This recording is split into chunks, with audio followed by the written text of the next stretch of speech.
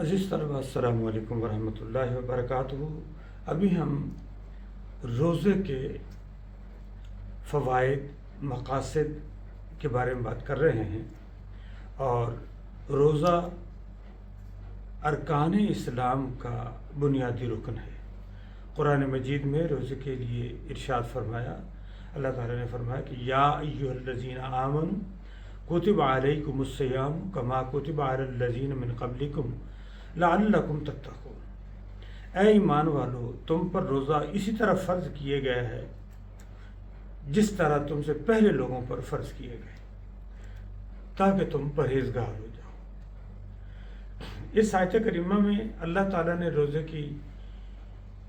افادیت بھی بتائی، مقاصد بھی بتائے، اور پھر یہ بھی بتایا کہ صرف تمہارے اوپر روزہ فرض نہیں کر رہے، بلکہ تم سے پہلے جتنے لوگ گزرے ہیں ان سب کے اوپر ہم نے روزہ فرض کیا۔ اس لیے رمضان المبارک کے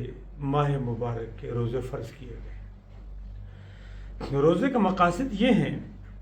کہ سب سے پہلے کہ تقوی حاصل کیا جائے، اور تقوی حاصل کرنے کا طریقہ کار کیا ہے کہ روزے کی حالت میں وہ حلال چیزیں جو عام زندگی میں کھانا ہر مسلمان کے لیے حلال ہیں، لیکن رمضان المبارک کے مخصوص ایام میں ان چیزوں کا صبح فجر سے لے کر مغرب تک نہ کھانا، اور نہ ہی ان کی طرف متوجہ ہونا، بلکہ اللہ کے خوف سے ڈرنا، کیونکہ روزہ اللہ کے لیے ہے، اور اللہ کی خوشنودی کے لیے ہی انسان روزہ رکھتا ہے۔ روزہ تو آپ جانتے ہیں کیسی چیز ہے جس کے انسان کے باطن سے تعلق ہے، داخلی انٹرنلی ایریا سے تعلق ہے۔ کوئی آدمی ہے مثلا نہا رہا ہے، چھوپ کے بھی کھا سکتا ہے، پی بھی سکتا ہے، سارا کچھ کرتا ہے، لیکن نہیں کرتا۔ کیوں؟ کہ وہ یہ جانتا ہے کہ میرا رب مجھے جانتا ہے، میرا رب مجھے پہچانتا ہے، میرا رب میرے کھانے پینے سب دیکھ رہا ہے۔ اس کی بارگاہ میں کوئی بندہ تنہا نہیں ہے، کیونکہ وہ ہر جگہ موجود ہے، اور ہر لمحہ ہر بندہ اپنے پروردگار کی بارگاہ میں موجود ہے۔ اس لیے روزے کا تعلق انسان کے ساتھ اور اللہ تعالیٰ کی ذات گرامی کے ساتھ ہے، اور اس کا بنیادی مقصد یہ ہے کہ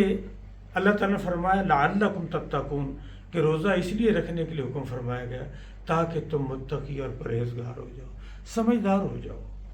باشعور بن جاؤ، تمہارے اندر ہر طرح کا شعور جو ہے ڈیولپ ہو جائے، تم ہر کمی بیشی کو پہچاننے لگو۔ اس کائنات میں رہتے ہوئے انسان کی ضروریات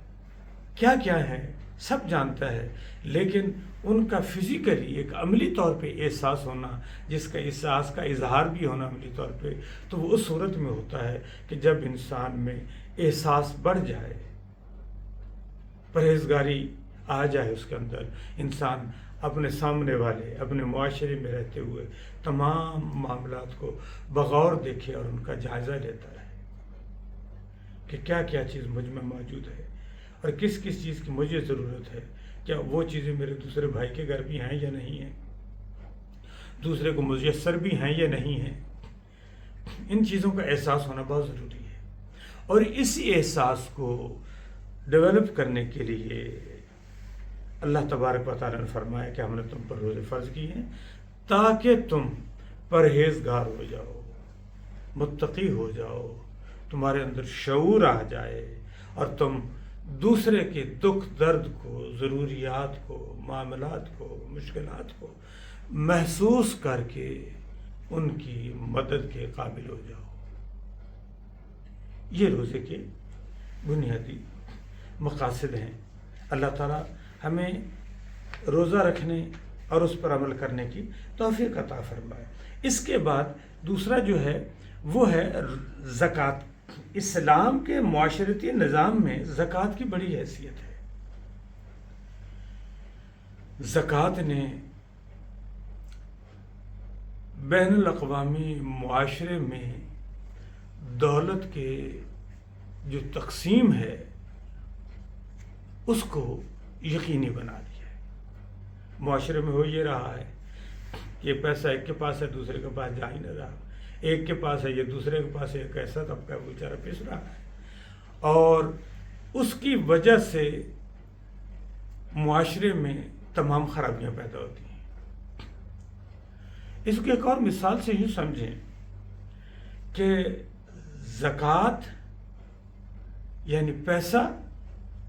اور پیسے کی حیثیت معاشرے میں کیا ہے، یہ اس طرح ہے جیسے انسان کے اندر دل ہے اور دل میں سارا خون جمع ہو جائے۔ دل کا تو کام ہے سپلائی کرنا پوری باڈی کو۔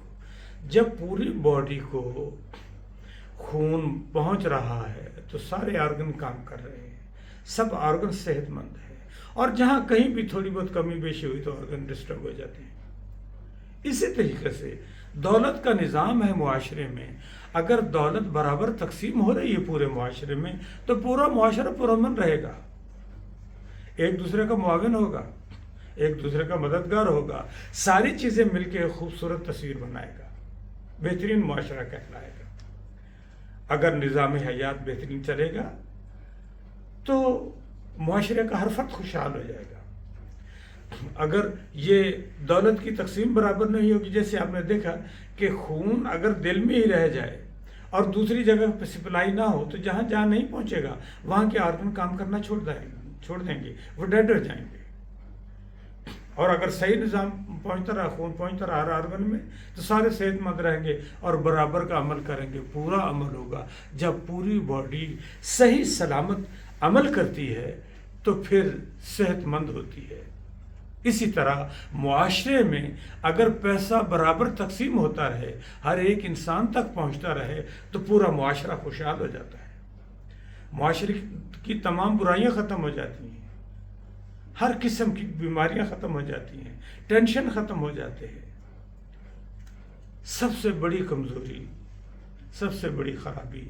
معاشرے میں پیسے کے برابر تقسیم نہ ہونے کی وجہ سے، غربت بھی اسی کی وجہ سے ہے۔ جس بندے کے پاس فیسلٹیز نہیں ہیں وہ دوسروں کو دیکھتا ہے کہ ان کو یہ فیسلٹیز حاصل ہیں، اس کو نہیں ہے تو وہ کیا کرے گا، اس کی ترکیب کرے گا، چاہے وہ چوری کرے، ڈاکہ ڈالے یا کوئی بھی کام کرے۔ اس لیے اسلام کے نظام زکوٰۃ نے اس مسئلے کو اپنے معاشرے میں حل کر دیا۔ دوسروں کے لیے پابندی نہیں لگائی، دوسرے بھی اسے اڈاپٹ کرنا چاہیں تو کر رہے، لیکن اپنا جو معاشرتی نظام اسلام کا، اس کے نظام میں زکوٰۃ کے سسٹم نے پورے معاشرے میں امن قائم کر دیا۔ زکوٰۃ ہر مسلمان پر فرض نہیں، زکوٰۃ صرف اس مسلمان پر فرض ہے جو صاحب نصاب ہو، اور صاحب نصاب وہ انسان ہوتا ہے، مسلمان ہوتا ہے، جس کے پاس 7.5 تولے سونا ہو یا 52.5 تولے چاندی ہو یا اس کے برابر پراپرٹی ہو جو محفوظ پڑی ہو یا روپیہ پیسہ پڑا ہوا ہو، کوئی بھی چیز ہو۔ ایسا نہیں ہے کہ ساری چیزیں موجود ہوں تو تب وہ صاحب نصاب ہوگا، نہیں، صاحب نصاب وہ ہو گیا یا تو 7.5 تولے سونا ہو جائے تو وہ صاحب نصاب ہو گیا، سونا نہیں تو پھر اگر چاندی 52.5 تولے تب بھی صاحب نصاب ہو گیا، اگر چاندی بھی نہیں ہے تو اس کے برابر کی پراپرٹی پڑی ہوئی ہے، پیسہ رقم پڑی ہوئی ہیں تو وہ بھی صاحب نصاب ہو جائے گا۔ جب ان تمام چیزوں کو محفوظ رکھے ہوئے 1 سال گزر جائے تب ان کے اوپر زکوٰۃ فرض ہے، ورنہ زکوٰۃ فرض نہیں ہے۔ اور اگر سال کے درمیان میں یا آخری دن بھی، یعنی کہ جنوری 2022 کو اس کے پاس صاحب نصاب بنا تھا اور دسمبر 31 دسمبر کی رات اس کو اچانک کوئی ایمرجنسی خرچے کی ضرورت پڑی تو اس نے ان پیسوں میں سے لے کے خرچ کر لیے، اب وہ پیسے کم ہو گئے، اب وہ صاحب نصاب نہیں رہا، لہٰذا اس کے اوپر زکوٰۃ بھی فرض نہیں ہوگی۔ یا یہ کوئی سوچے کہ قرض لے کے بعد میں اتار دوں گا، نہیں، اگر مقروض کے اوپر بھی زکوٰۃ نہیں۔ اس کے ساتھ ایک یہ بھی یاد رکھنا چاہیے کہ وہ لوگ جن کے پاس فصل ہے، ذمہ دار ہیں، بارانی فصلیں ہوتی ہیں، ایک ہوتی ہیں زرعی یعنی کہ نہر کی پانی سے یا ٹیوب ویل وغیرہ سے، اور ایک ہوتی ہیں بارانی۔ بارانی وہ کہلاتی ہیں جو بارش وغیرہ سے ہوتی ہیں، جیسے چولستان وغیرہ ایریاز میں جب بارش ہوتی ہے تو فصل ہوتی ہے، اگر بارش نہ ہو تو فصل نہیں ہوتی۔ تو اگر کسی کے ہاں بارانی فصل ہوتی ہے تو اس کے لیے عشر ہے، 10واں حصہ ہے۔ ادھر صاحب مال و دولت والوں کے لیے صاحب نصاب یہ تھے، چاندی کے حوالہ بتایا، اور ذمہ داروں کے لیے ان کے جو فصل ہوتی ہے اس کا 10واں حصہ ہے، اور جن کے دریائی پانی وغیرہ لگتا ہے ان کے لیے 20% ہے زکوٰۃ۔